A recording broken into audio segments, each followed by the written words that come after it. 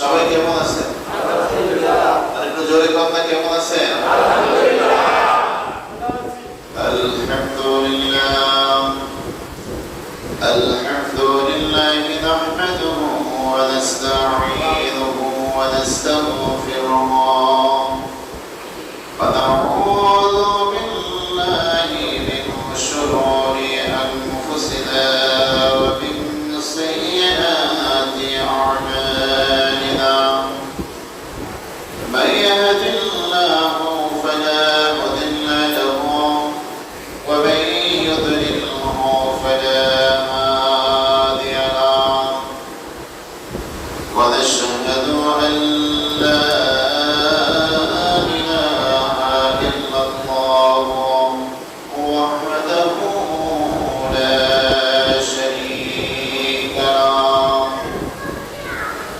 ونشهد أن سيدنا وسندنا وحبيبنا وحبيب طبيبنا ومولانا محمد أعوذ بالله من الشيطان بسم الله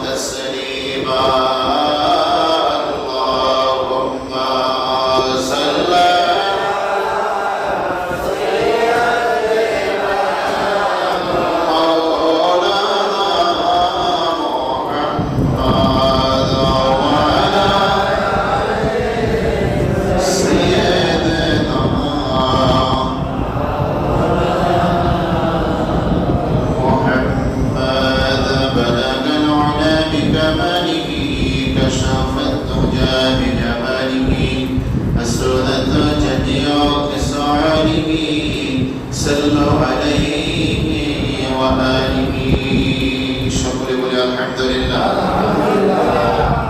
আজ রমজানের দ্বিতীয় জুমা, উপস্থিত সম্মানিত ওলামায়ে কেরামগণ, দূর দূরান্ত থেকে আগত এবং অত্র এলাকার আমার প্রাণপ্রিয় আশিকান, জাকেরান, ধর্মপ্রাণ মুসলমান ভাইরা, সকল শ্রেণী, সকল পেশা, সকল বয়সী, সকলের প্রতি ও পর্দার আড়ালের মা বোনদের প্রতি সালাম জানাই। আসসালামু আলাইকুম ওয়া রাহমাতুল্লাহ।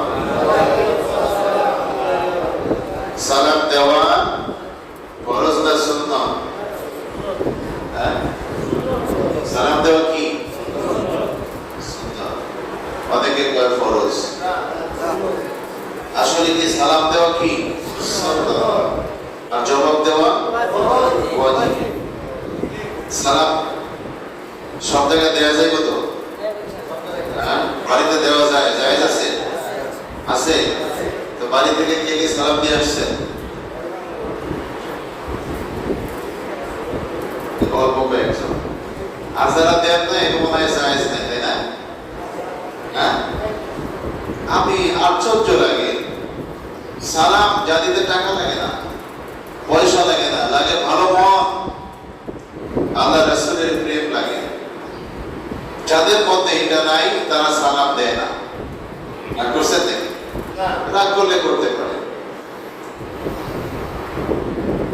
কারণ সালাম এটা নতুন কোন আবিষ্কার না যে নতুন আবিষ্কার হয়েছে বা সরকার নিয়োগ করছে দিলে দিলাম না দিলে নাই। এটা হুকুম হলো আল্লাহ। আপনি নিজের বাড়ির কল্যাণ চান না, আপনার স্ত্রীর কল্যাণ চান না, আপনার মা বাবার কল্যাণ চান না, যদি চাইতেন অবশ্যই আপনি সালাম দিতেন। আপনি মুসলমানের কল্যাণ চাই, মুসলমানদেরকে সালাম দিতেন। আল্লাহ রাসূল বলেন আফশুস সালাম, সালামের প্রচলন করো। আজকে 5 বছর গত হয়ে গেছে আমার এই মসজিদে, হয়তো বা 10-12টা বা 15টা জুমা মিস গেছে, সালামের কথা বলি নাই, বাকি সব জুমা আমি সালামের কথা বলি। তারপরও আপনাদের মন থেকে সালাম বের হয় না, তাহলে বুঝেন যে আপনি কত নাম্বার ছাত্র।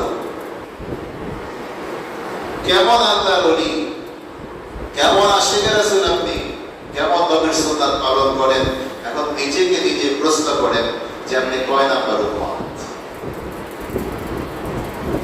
যে সালাম আল্লাহ রাসূল বলেন আফশুস সালাম, সালামের প্রচলন করো, তোমাদের ভিতর অহংকার থাকবে না, হিংসা থাকবে না, ঘৃণা থাকবে না, তোমাদের মধ্যে ভালোবাসা পয়দা হবে। আর ভালোবাসা পয়দা না হলে মানুষের যদি কল্যাণ কামনা না করা যায়, সে কখনো মুমিন হতে পারে না। জোরে বলেন পারে না। যে মানুষের কল্যাণ কামনা করে না, সে কখনো মুমিন না। আমার প্রিয় ভাইরা, আমি এই মেম্বরে বসাইছেন কে?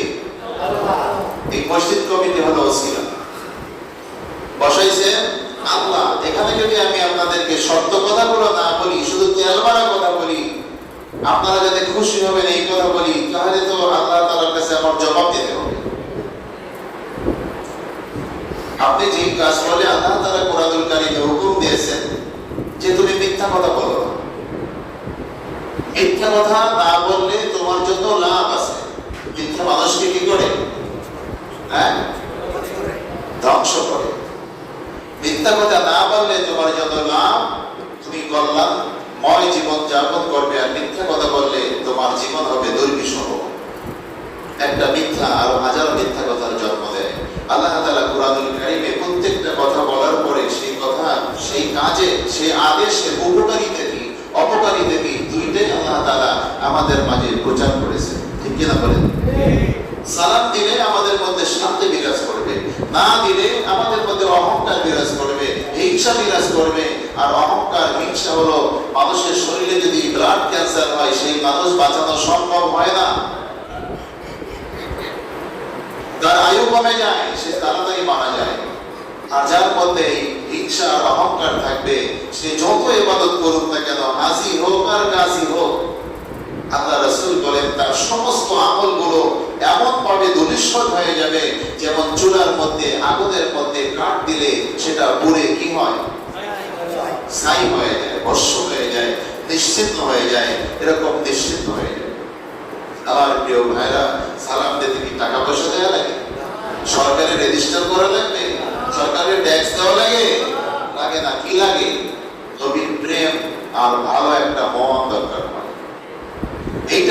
নাই তারা কখনোই সালামের প্রচলন করতে পারবে না।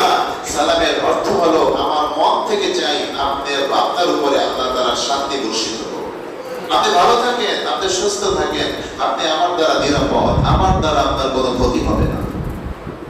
এটা হলো সালামের অর্থ।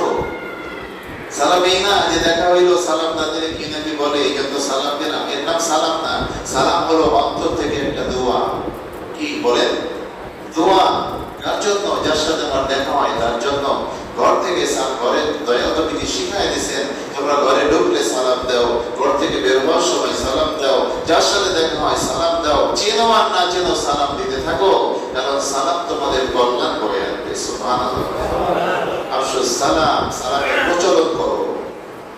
আমার প্রিয় ভাইরা, তাহলে এই সালাম দিতে কোনো গুনাহ আছে নাকি? তাহলে কেন দেন না একটু ভাবেন। প্রিয় ভাইরা আমার, আমরা আগামী জুম্মা থেকে কি হাত তুলতে পারবো? কে কে পারবেন একটু হাত তুলে দেখান তো। নারে তাকবীর, একটু জোরে উপরে তোলেন না। নারে তাকবীর। আল্লাহ যেন কবুল করেন, বলেন আমিন। সকলের অন্তরের হিংসা অহংকার যেন দূর করে দেন, বলেন আমিন। প্রিয় ভাইরা আমার, সূরা ইখলাস পড়াইছি আজকে। কেন পড়াইলাম? সূরা ইখলাসের মধ্যে আমাদের অনেক ভাইরা ভুল করে। কোনটা ভুল করে? যে বলহু আল্লাহু আহাদ, এখানে তারা আল্লাহ পড়ে। কি বলে? আল্লাহু আহাদ পড়ে। বলহু আল্লাহু আহাদ, আল্লাহু লেখা নাই, কোরআনুল কারীমে লেখা আছে বলহু আল্লাহু আহাদ। সুবহানাল্লাহ। বলহু, আল্লাহ বলেন, আপনি বলেন আল্লাহু আহাদ, নিশ্চয়ই কোনো সন্দেহ নাই আল্লাহ তাআলা হচ্ছেন এক, অদ্বিতীয়, আল্লাহর কোনো শরীক নাই। এটা বলা হয়। এই জন্য আমি সূরা ইখলাস তেলাওয়াত করেছি। আপনারা খেয়াল রাখবেন, শুধু একবার পড়াই দিলাম ভুলে যাবেন তা হবে না। আজকে থেকে মনে রাখবেন, সূরা ইখলাস যখনই আপনি পড়বেন কুল হু আল্লাহু আহাদ পড়তে হবে। হাদিস শরীফে আসছে সূরা ইখলাস যদি কোন ঘরের মধ্যে উচ্চ স্বরে 3 বার তেলাওয়াত করা হয়, কয়বার? 3 বার। কয়বার? 3 বার তেলাওয়াত করা হয়, আল্লাহ তাআলা ওই ঘরটাকে রহমত আর বরকত দ্বারা ভরপুর করে দিবে। কয়বার বললে? 3 বার। মহব্বতের সাথে পড়তে হবে, বিশ্বাসের সাথে। কেমন বিশ্বাস? যে বলহু আল্লাহু আহাদ, বলো আল্লাহ হচ্ছে এক, এতে কোনো সন্দেহ নাই। আল্লাহি মানে কি? আল্লাহর কসম, আল্লাহ এক, আল্লাহ কোনো দ্বিতীয় আর নাই।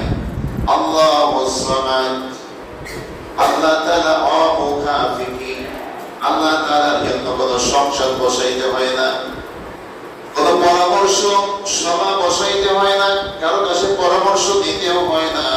আল্লাহ তাআলা যা কিছু করবেন, ইন্নামা আমরুহু ইযা আরাদা শাইআন আইয়াকুলা লাহু কুন ফায়াকুন। আল্লাহ বলে, আমি যা কিছু করতে ইচ্ছা করি, কুন বলি, আল্লাহ তাআলার সাথে সাথে ফায়াকুন, সেটা আল্লাহ তৈরি করে দেয়। বলে সুবহানাল্লাহ। কুন মানে হও, ফায়াকুন মানে হয়ে গেছে। এই মালিক কে? আল্লাহ। এভাবে বিশ্বাস করতে হবে আল্লাহ ছাড়া আর কোনো ইলাহা নাই। আল্লাহুস সামাদ, তিনি কারো মুখাফিক নন। কোন কাজ করতে গেলে কারো কাছে জিজ্ঞাসা করতে হয় না, আল্লাহ একা একাই সব কিছু করতে পারেন। বলে সুবহানাল্লাহ। লাম ইয়ালিদ ওয়া লাম ইউলাদ, আল্লাহ তাআলা কারো সন্তান নয়, মানে আল্লাহর কোনো মাতা পিতা নাই, এবং আল্লাহ তাআলার কোনো সন্তান সন্ততি নাই। তিনি বিবাহ করেন নাই, এবং তিনিও কারো সন্তান না। তিনি একাই, একদম সব কিছু একা, আগেও একা, পিছনেও একা, সামনেও একা। আল্লাহ তাআলা হচ্ছেন চিরস্থায়ী এবং চিরঞ্জীব। তিনি কখনো মারা যাবেন না, তিনি কখনো মৃত্যুবরণ করবেন না, তিনি কখনো শেষ হয়ে যাবেন না, তার ক্ষমতাও কখনো লোপ পাবে না। হাইয়ুল কাইয়ুম, চিরস্থায়ী এবং চিরঞ্জীব। বলেন সুবহানাল্লাহ। এটা বিশ্বাস করে পড়তে হবে। শুধু মুখস্থ পড়লেন, বুঝলেন না কিছু, এতে শুধু একটা হরফে 10 নেকি পাবেন, মজা পাবেন না, পুরোপুরি সওয়াব পাবেন না। ওয়ালাম ইয়াকুল লাহু কুফুওয়ান আহাদ, আর আল্লাহ তাআলার সমকক্ষ কেউ নাই। আজকে দেখো কেউ প্লেন বানায়, কেউ বিমান বানায়, কেউ স্টিমার বানায়, কেউ আবার পানির মধ্যে যে জাহাজ চালায়, তাই কি বলে? হ্যাঁ, পানির ভিতরে যে স্টিমার গুলো চলে, জাহাজ চলে, সাবমেরিন চালায়, এই সমস্ত দুনিয়ার বড় বড় এই সৃষ্টিগুলো দেখে মানুষ হয়রান হয়ে যায়, আশ্চর্য হয়ে যায়, মনে করে আল্লাহ বলতে কিছু নাই, মানুষই তো সব করে। আল্লাহ বলেন না না, আল্লাহ তাআলার সমকক্ষ কেউ নাই, যে আসমান আর জমিন আমি আল্লাহ বানিয়েছি তোমরা আমাকে দেখার জন্য, আমার ক্ষমতা বোঝার জন্য তোমরা আকাশের দিকে তাকাও, জমিনের দিকে তাকাও, দেখো আমি আল্লাহ সব কিছু একা একা সৃষ্টি করেছি। বলে সুবহানাল্লাহ। আল্লাহ কারো মুখাপেক্ষী নয়, আর তার সমকক্ষ কেউ নাই। যে যতই সৃষ্টি করুক না কেন আল্লাহর সমকক্ষ কখনো হওয়া যাবে না। যারা আল্লাহর সাথে যারা বলে যে আমি এইটা পারি, ওদিকে আছে না যে there is name no God, Allah বলতে কিছু নাই, এই সমস্ত মানুষজন কিন্তু আস্তে আস্তে এখন ঈমান আনা শুরু করছে। সুবহানাল্লাহ। তারা বুঝতেছে যে আল্লাহ বলতে কিছু আছে।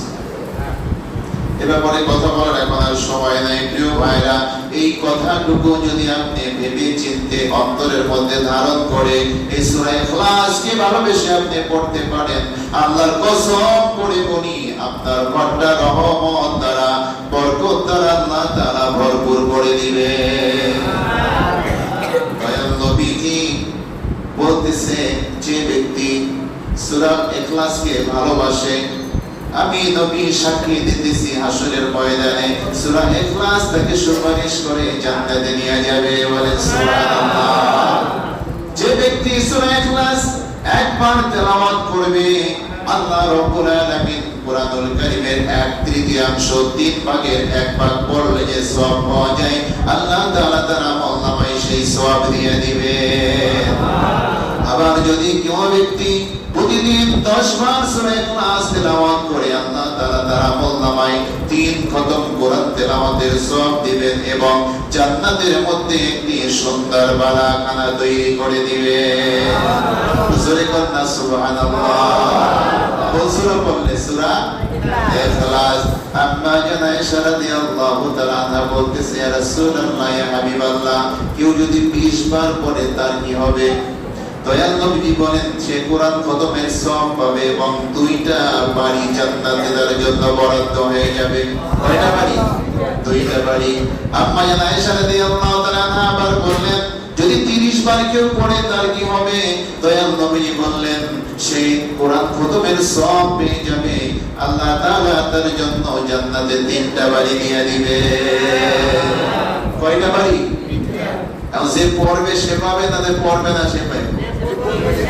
আমার মুর্শিদ কেবলা আমাদেরকে শিখায় দিয়েছেন যে বাবা ফজরের নামাজের পরে আর মাগরিবের পরে বাক্কালাম ফাতিহা শরীফ পড়বেন। তো বাক্কালাম ফাতিহা শরীফের মধ্যে 10 বার সূরা ইখলাস পড়তে হয় বাধ্যতামূলক। তাহলে আমরা সকালে ফজরের নামাজের পরে এবং মাগরিবের পরে পড়ি, তার মানে যারা এটা বিশ্বাসের সাথে আমরা পড়ি, আমাদের জন্য 6 খতম কোরআন তেলাওয়াতের সওয়াব আমলনামায় জমা হয় এবং জান্নাতে 2টা বাড়ি আমাদের জন্য আল্লাহ তাআলা তৈরি করে রাখেন। বলেন সুবহানাল্লাহ। আপনারা যদি পড়েন আপনারাও পাবেন। আপনারা ফাতিহা শরীফ পড়ে আমরা 7 বার তওবা, 3 বার সূরা ফাতিহা, 10 বার সূরা ইখলাস, 11 বার দরুদ শরীফ পড়ি। আমার প্রিয় ভাইরা, এগুলোর অনেক ফজিলত আছে, এখন বলার সময় নাই, পরে বলবো ইনশাআল্লাহ। আল্লাহ তাআলা সূরা কুরআনুল কারীমে তিনি ইরশাদ করেন, এই রমজান উপলক্ষে শাহরু রমাদানাল্লাযী উনজিলা ফীহিল কুরআন হুদাল লিন-নাস ওয়া বায়িনাতিন মিনাল হুদা ওয়াল ফুরকান ফামান শাহিদা মিনকুমুশ শাহরা ফালইয়াসুমহু। রব্বুল আলামিন বলেন, আমি আল্লাহ যে মাসে মানুষের সৎ পথ প্রদর্শনের জন্য, হিদায়াতের প্রমাণ ও সত্য মিথ্যা পার্থক্যকারীর জন্য, পার্থক্য করার জন্য আমি আল্লাহ তাআলা এই কুরআনুল কারীম অবতীর্ণ করেছি। কুরআনুল কারীম কোন মাসে অবতীর্ণ হয়েছে সবাই জানেন? হ্যাঁ, সবাই জানে না। কখন নাযিল হয়েছে? এই রমজান মাসে, মাহে রমজানে। সুবহানাল্লাহ বলেন। হেরা গুহায় আমি গিয়েছি। হেরা গুহায় যখন প্রথম কোরআন নাযিল হয় তখন রমজান মাস ছিল। সুবহানাল্লাহ বলেন। এই রমজানেই কোরআনুল কারীম নাযিল হয়েছে। এই কোরআনুল কারীমের মধ্যে সত্য এবং মিথ্যা, জায়েজ এবং নাজায়েজ, হালাল এবং হারাম, এইগুলো সব আল্লাহ তাআলা এই কোরআনুল কারীমের মধ্যে তিনি আমাদের জন্য পাঠিয়ে দিয়েছেন। এখন এই কোরআন যদি আমরা না পড়ি জানবো কিভাবে? কোরআন যদি না শুনি জানবো কিভাবে? জানার কথা না। এজন্য আল্লাহ তাআলা এই কোরআনুল কারীম তেলাওয়াত করা, এই কোরআনুল কারীম পড়া, বোঝা, এটা আমাদের জন্য ফরজ করেছেন। বলেন সুবহানাল্লাহ। তালাবুল ইলমি ফারিদাতুল কুরআন আলা কুল্লি মুসলিমিন ওয়াল মুসলিমাত, প্রত্যেকটা মুসলমান নর ও নারীর জন্য আল্লাহ রাব্বুল আলামিন এই কোরআন শেখা, তেলাওয়াত করা না, কোরআন শেখা ফরজ করেছেন। কেন? যে কোরআন যদি আমরা শুধু তেলাওয়াত করে যাই, আমরা তো অর্থ জানি না। জানি, অর্থ জেনে আমাদেরকে পড়তে হবে। এইজন্য বর্তমান সময় তো আমাদের সমস্যা না।